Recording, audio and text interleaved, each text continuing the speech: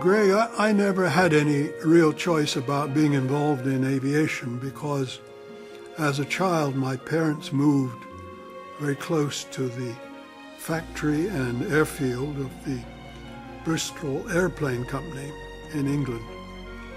And I grew up with the sight and sound of aircraft. As a schoolboy in World War II, I devoured everything published about every aircraft flying. And there were lots of time for study during air raids. I was much too young to be frightened. I recall only the pure excitement of trying to identify the precise type of bomber caught in the searchlights over Bristol amidst the exploding shells. Inevitably, I joined the local Air Training Corps and Air Scout troops, and when I left school, I entered the drawing office of the engine division of Bristol Airplane Company. They were very generous. They allowed me to complete my apprenticeship by spending 2 years at College of Aeronautics at Cranfield. In addition to formal studies and research, we had flying lessons, and I can report that, fortunately for the whole of mankind, I did not progress beyond my first solo in a Tiger Moth biplane.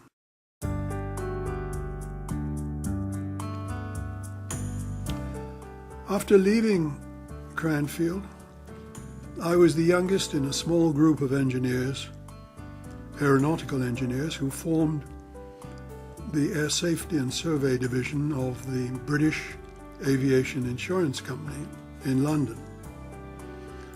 One day, the big white chief, Captain A.G. Lamplugh, came into our office and said, "One of you should know about the law." And he pointed at me. I was 23 years old. I took it as an instruction. That was not too difficult. In those days, I was traveling around the world by piston engine aircraft, lots of time to study. I studied part-time and ultimately became a member of the English bar. In this way, although I was employed, I became the first in-house lawyer in the London aviation insurance market. I began to specialize in the legal liabilities of the complete aviation industry around the world. And the wonderful part of my job was meeting the leading defense lawyers around the world on both sides of the Atlantic. One of my earliest bits of good fortune was meeting a young lawyer called George Tompkins. He was then the newest associate in a firm that dealt mainly with regulatory matters in those days, Condon and Forsyth. Since that time, when I met George in the late 50s, he has defended probably more Warsaw cases than any other lawyer on earth.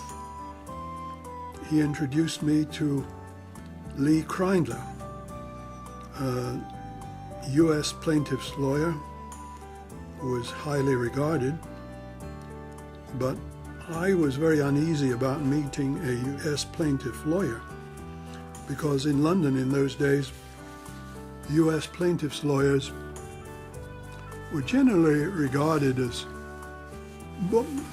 by insurers, that is, as an unavoidable forum-shopping, greedy bunch of bandits driven by a distasteful contingent fee system, which relentlessly generated outrageous jury awards of damages.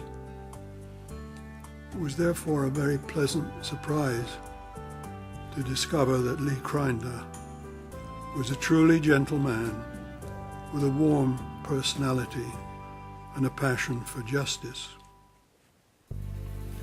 I owe a great deal to the Royal Aeronautical Society in London, the oldest aeronautical society in the world, because in just about 50 years ago, the society formed an air law group in response to a suggestion that I made at a main lecture.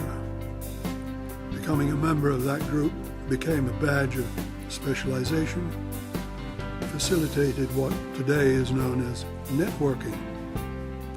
But I'd like to make it absolutely clear that whatever reputation I may have enjoyed in relation to aviation law, it was inevitably enhanced by the caliber of outstanding young lawyers who worked with me over the years.